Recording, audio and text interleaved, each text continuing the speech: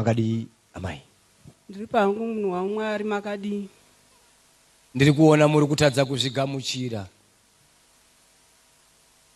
Mukatarisa kwamakambongo muri nepamuri nhasi.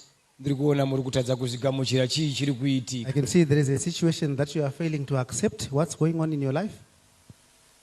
Ndinoshanda zvinorwadza munhu waMwari. Asi pane zvese zvandinenge ndashanda andinoonekwa zvinogumira handisviki pandinenge ndida kusvika. Man of God, I am a very hard-working woman, but I don't see the proceeds of what I work for, man of God. It's like everything is at the beginning, nothing is moving, nothing is going anywhere. That's why I'm here, man of God. Shungu chii chamakamboitawo muupenyu chamuri kunyanya kuchema? Chii? What have you done in life, something that you wished for, or something that you had in your life? Ndakaitawo shungu yekuti ndikwanise kutora passport ndemari yemusika kuti ndikwanise kuchinjawo upenyu hwangu. Ndobva ndaenda kuMozambique ndichinotengesa zvandaitengesa. Ndokusangana nemuputukezi akanditi izvo ndinoda shuga yebrown inobikiswa doro rekuMozambique. Ndobva ndamuti handina mari yekutanga nayo. Akati ndinokupa ma-US andichakupa wonotenga shuga woya nayo. Ndombomira kukupa mari kuti undidzosere. Wodzokera wonotenga futi kusvikira wakukwanisa kutora ma-interest pakuchajana kwatinenge taita. Ndakaita seizvozvo ndichitakurirwa neimwe kambani iri muno muHarare yemagonyeti. Kusvikira ndakukwanisa kuloda ma-30 ton truck ndiri 1 ndichiendesa. Kusvikira ndaita mari asi ndakazotenga gonyeti. Ndatengeserwa nekambani iyoyo yainditakurira. Handina chandakadya pagonyeti randakatenga.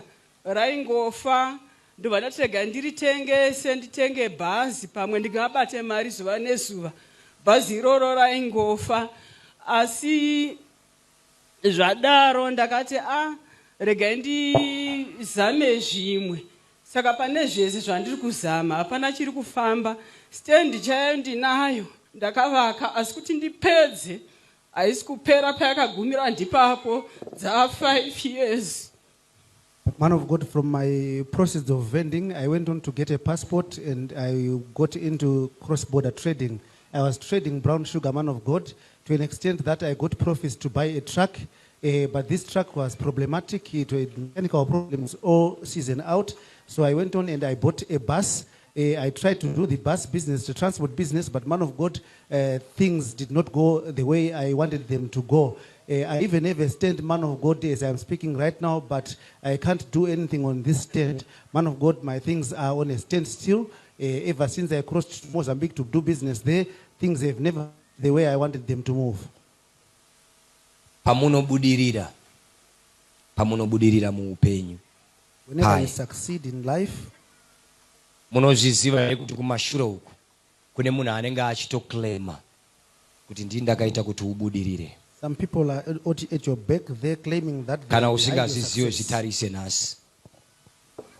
I want you to look at that carefully today. Pane munhu ari kumashure anenge achitoklema kuti ndini ndakaita kuti udii ubudirire.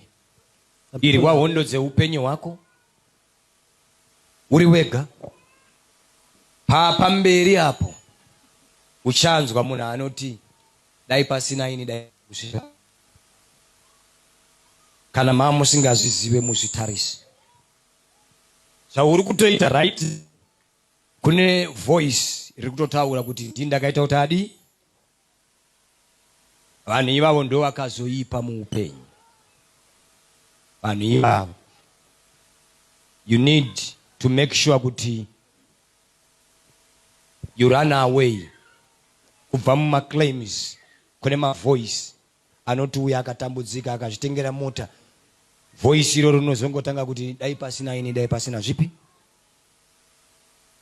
Ukanoroorwa zvakanaka pane anotoya kuzoklema dai pasina ini dai anga asina kuroorwa. Ukanoroora zvakanaka pane anoya kuzoklema. Vanhu ivavo vatinawo kudzimhuri vanoklema kucontributa success yedu.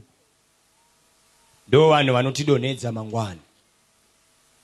Because pauchaenda kune mota yako anoti ngaibondere aifana kuenda kundandi ndakaita kuti awe nemota. Saka mungwarire vanhu vanoti ukarwa hundo dzeupenyu hwako uchirwa anozongomira iye kuti imba yavakatenga ida pasina inini vasina kutenga vanhu ivavo vanozorwisa vachitidonedza pasi. Where is your father, beloved? Baba wangu akashaika. My father is late, man of God. Before the death of your father, Baba wenyu wasati vashaya. there was a funeral at rural home.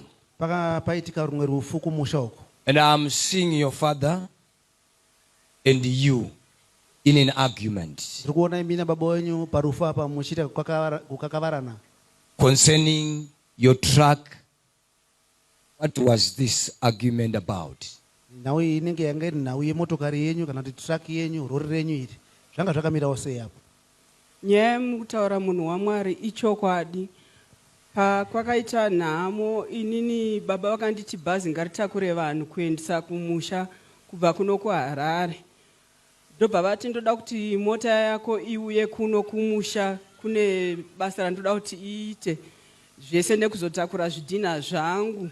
Ndobva ndavati mota yakahayiwa yakanga yawana contract muno muHarare. Saka ivo pandakati mota yakahayiwa havana kuzvinzwisisa. Vakabva vatanga kupopota vachiti ndo zvandakakuberekera kuti uite zvese zvinenge zvida kuitwa pano pamusha. Hauteereri zvese zvauinazvo ndindakakupa. Indikati naundipa nekuti indakashanda ndega. Saka ndokunesana kwandakaita nababa vangu. That is true, man of God. I had an argument with my father at a funeral. My father wanted me to bring in my truck so that it can do some work in the rural home. He wanted the truck to carry some bricks.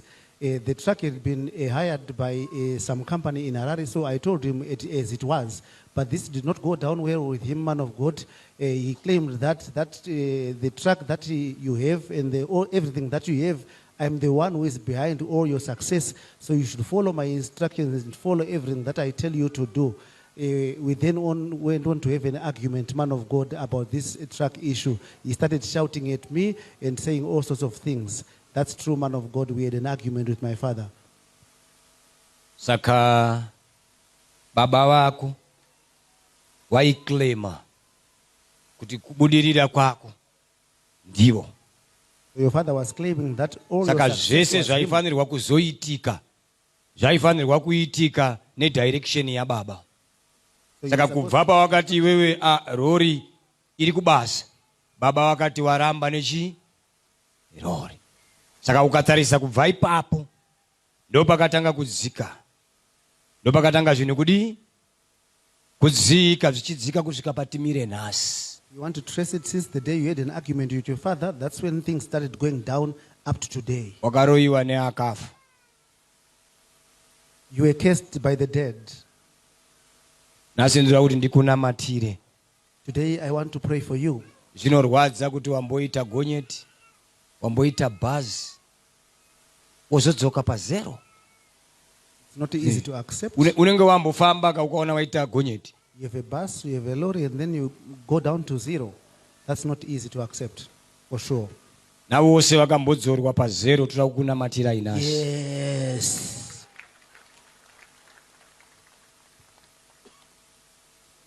Ngatinamatei nawo amai. Hakuna zita ratingadane masikatano kunze kwezita rako Jesu. Dai zvichigonekwa Mwari, mavanunura muchituko chinobva kuna Baba nomukutsikirirwa kwakaita upenyu hwavo. Ndinokumbira kuti Mwari musunungure zvakanga zvakabatwa nehama dzose dziri pano, dzakabatwa nokuda kwehama dzine ruvengo negodo. Ndinoda kuti tenzi muwaichirewo zvitsvene, ngavasunungurwe hama idzi, vadzokere mukubata zvinooneka, nemhepo yebudiriro igare navo. Mazvita yenyu Ishe Jesu Kristu. Amen.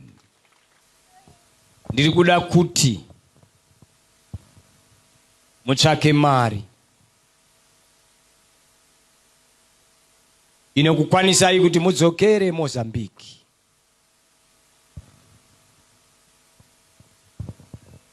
I want you to look for some money and go back to Mozambique. Rira kuti mudzokere kumunhu uya akambokupai mari. That person who gave you money, I want you to go back to that person. munhu waMwari ndinotsvaga. Moti ndauya kuzokuona hama yangu, ndakawa ndakaputsika pasi. Just tell him that I have come to see you, my friend. My things are down. Ndakadona ndauya kuzokuona hama yangu kuti kana zvichigonekwa undimutsewo. Mazwi iwayo chete ndo andira kuti muende munotaura. Those words only. Endai munotaura kuti ndakawa ndakazodona pasi. Go and be honest with him. Tell him that your things are down. Ruoko rwaMwari ruri kundinongedzera ipapo kuti mukadzoka ipapo ndaona futi zvatanga. Ndaona zvadii futi? Zvichatanga neimwe nzira kwete yamuri kufunga, asi dzokera ipapo munotaura kuti ndakazodona. Ndinotenda. Kana muchitumwa hazvidi kunonoka kuenda.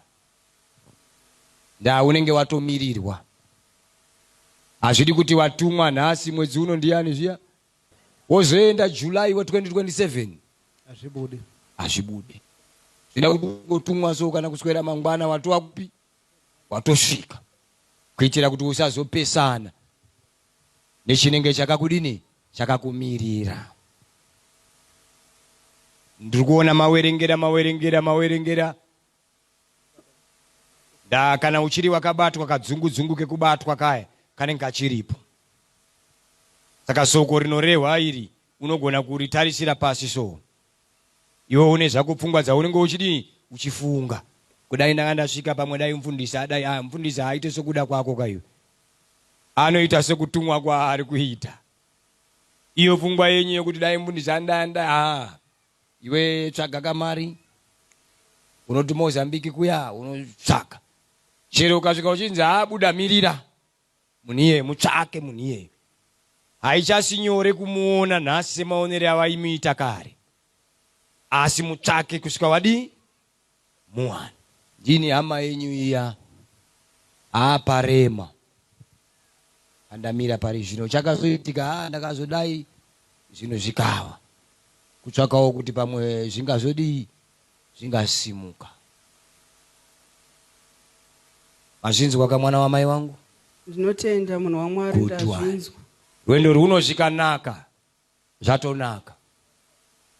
Zvikanaka zvatonaka.